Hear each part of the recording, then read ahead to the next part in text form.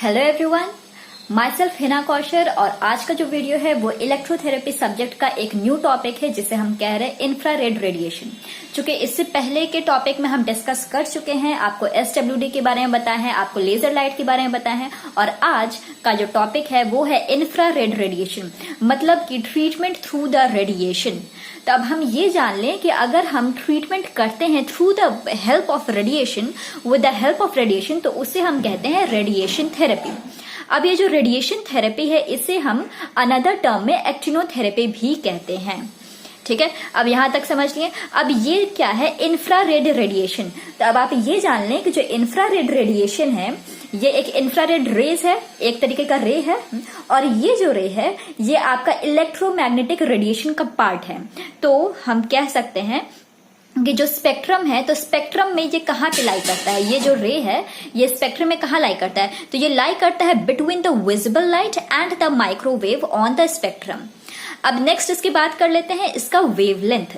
तो वेवलेंथ कितना होता है, तो इंफ्रारेड रेडिएशन की अगर हम बात करें तो इसका जो वेवलेंथ है वो 750 से लेकर के 400,000 नैनोमीटर तक होता है। और इसका फ्रीक्वेंसी की बात करें तो फ्रीक्वेंसी में 4 × 10⁻14 हर्ट्ज होता है एंड 7.5 × 10⁻11 हर्ट्ज होता है, मतलब कि इसके दो फ्रीक्वेंसी होते हैं। अब यहां तक हम जान लिए कि इसका वेवलेंथ जान लिए, इसका फ्रीक्वेंसी जान लिए। ठीक है, अब क्या होता है कि ये इसका सोर्स क्या है, जो इंफ्रारेड रेडिएशन का सोर्स क्या है। तो अब होता क्या है कि कोई भी ऑब्जेक्ट होता है, कोई भी हॉट ऑब्जेक्ट होता है, वो आपका इंफ्रारेड रेज को एमिट करता है। फॉर एग्जाम्पल अगर सन की बात करें तो सन भी आयर प्रोड्यूस करता है, कोल फायर, गैस फायर, ये सब क्या करता है, ये सब आयर प्रोड्यूस करता है। मतलब कि कोई भी हॉट ऑब्जेक्ट की बात कर ले वो आपका आयर प्रोड्यूस करता है। नेक्स्ट बात करते हैं कि इसके सोर्स की source of IR, source of infrared. तो अगर नेचुरल सोर्स की बात करें तो नेचुरल सोर्स में होता है सन। सन एक ऐसा सोर्स है, नेचुरल सोर्स है जो कि आपको इंफ्रारेड रेज प्रोड्यूस करता है। अब हम यहाँ पे बात करते हैं अपने फिजियोथेरेपी डिपार्टमेंट की।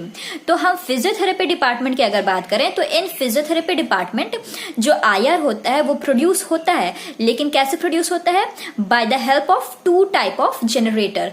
2 तरीके के जनरेटर से हमारा आयर प्रोड्यूस होता है। तो कौन कौन सा 2 टाइप है जनरेटर का, तो एक है ल्यूमिनस जनरेटर और दूसरा है नॉन ल्यूमिनस जनरेटर।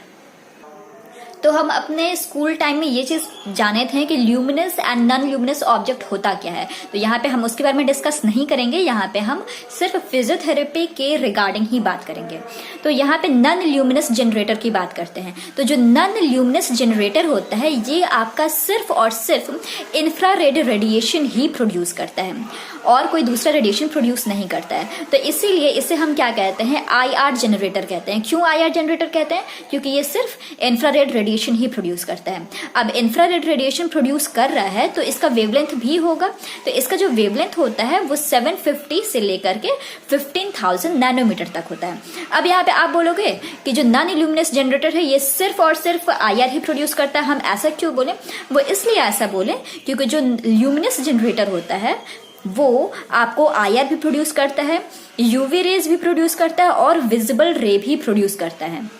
तो उसकी जो चर्चा है वो हम बाद में करेंगे। तो यहाँ पे हम देख लिए कि जो नॉन ल्यूमिनस जनरेटर होता है वो आपका सिर्फ आयर ही प्रोड्यूस करता है। ठीक, अब आयर प्रोड्यूस कैसे किया, इंफ्रारेड रेडिएशन प्रोड्यूस करता कैसे है। तो ये क्या होता है कि जो नॉन ल्यूमिनस जनरेटर होता है इसके पास एक कॉइल्ड रेजिस्टेंट वायर होता है। एक वायर होता है जो कि रेजिस्टेंस वाला होता है और वो wound up on a cylinder. एक सिलेंडर, सपोज करो कि ये सिलेंडर है तो सिलेंडर पे ये कॉइल रैप किया रहता है। ठीक है, अब रैप किया रहता है और वो जो सिलेंडर होता है वो इंसुलेटेड मटेरियल का होता है। और जो कि इंसुलेटेड मटेरियल जैसे हम कहते हैं फायर क्ले भी कह सकते हैं, फायर क्ले तो आप जानते ही होंगे।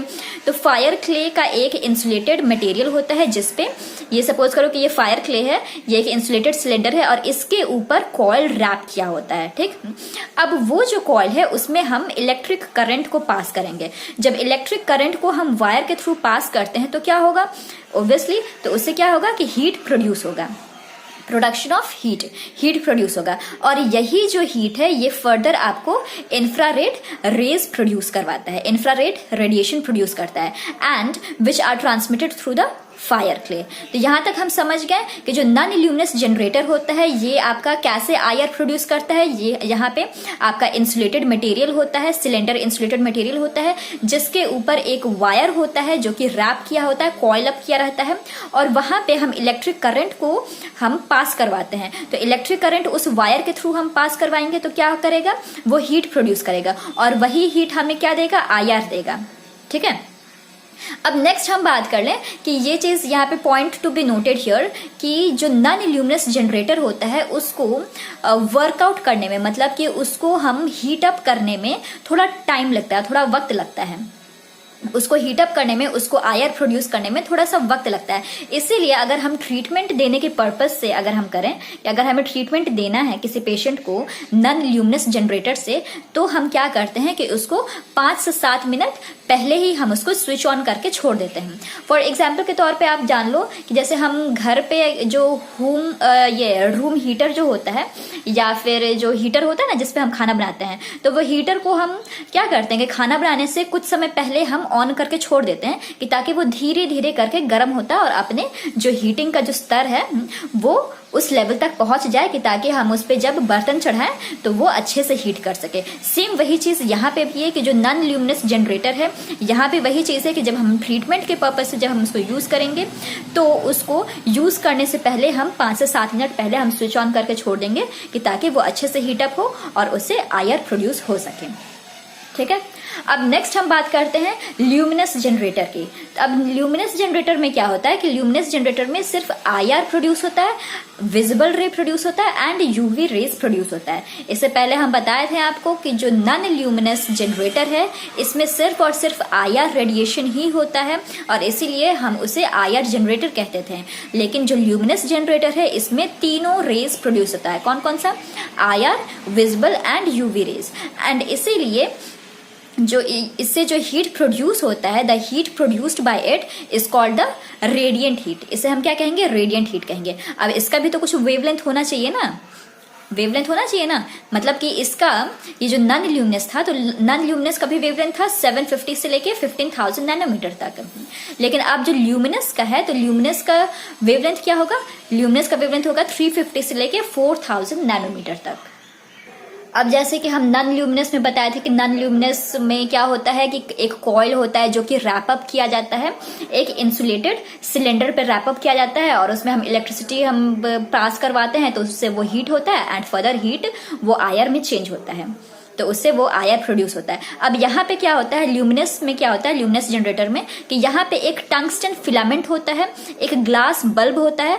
ग्लास बल्ब के अंदर, सपोज ये ग्लास बल्ब है, तो ग्लास बल्ब के अंदर एक टंगस्टन फिलामेंट होता है। ठीक है, तो टंगस्टन फिलामेंट होता है, और वो जो ग्लास बल्ब होता है उसमें इनर्ट गैस होता है एट लो प्रेशर। ठीक, तो ऐसे क्या होता है कि इससे वो आपका तीनों जो रे है वो प्रोड्यूस होता है। लेकिन हम यहाँ पे ये चीज देख लें कि जो ग्लास बल्ब होता है, तो ग्लास बल्ब का फ्रंट ऑफ बल्ब, उसका जो ग्लास बल्ब का जो फ्रंट होता है वो यूजुअली रेड होता है। क्यों रेड होता है? इसके पीछे का पर्पस है, वो रेड इसलिए होता है कि ताकि वो फिल्टर आउट कर सके शॉर्टर विजिबल रेज को एंड अल्ट्रा वॉयलेट रेज को। तो यहाँ पे जो टंगस्टन फिलामेंट है, जो कि ग्लास बल्ब के अंदर टंगस्टन फिलामेंट है, उसके अंदर आपका इनर्ट गैस है एट लो प्रेशर, तो उससे आपका क्या निकल रहा है? उससे आपका विजिबल रे निकल रहा है, उससे आपका आईआर निकल रहा है, उससे आपका यूवी रेज निकल रहा है। ठीक है, अब यहाँ पे क्या है कि जब ट्रीटमेंट पर्पज से हम उसको यूज करें तो हमें शॉर्टर वेवलेंथ का ही हमें चाहिए फॉर द ट्रीटमेंट पर्पज। तो उसके लिए फिल्टर आउट करना जरूरी है,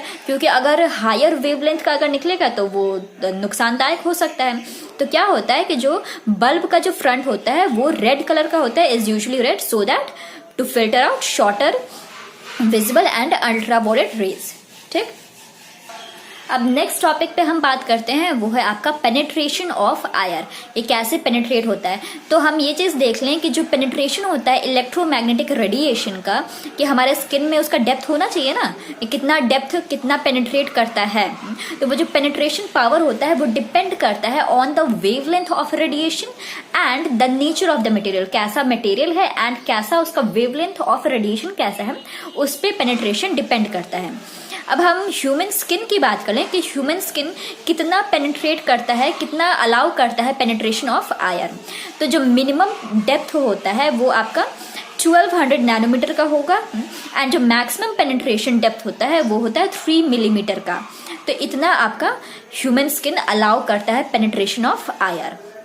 अब हम नेक्स्ट बात कर ले फैक्टर की कि what are the factors of absorption and penetration of IR।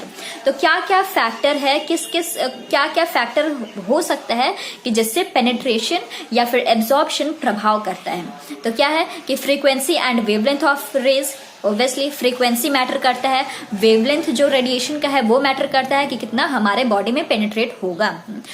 The next very important is angle of incidence of rays, कि किस एंगल पे हम जो रेज है कितने एंगल ऑफ इंसिडेंस पे हम दे रहे हैं। तो यहाँ पे ये चीज आप जान लें कि 90 डिग्री अगर हम देते हैं, 90 degree of angle of incidence अगर होता है तो बहुत ही अच्छा पेनिट्रेशन होता है, जो कि या तो आप फिजिक्स में पढ़े ही हैं कि अगर 90 डिग्री का अगर होगा तो पेनिट्रेशन बहुत ही अच्छा होगा। ठीक, अब नेक्स्ट आता है कि डिस्टेंस मैटर करता है, कि जो सोर्स ऑफ इंफ्रारेड है, कि लैंप से आपका जो स्किन का ये स्किन है और ये आपका इंफ्रारेड का सोर्स है, तो क्या जो डिस्टेंस है वो भी मैटर करता है पेनिट्रेशन का।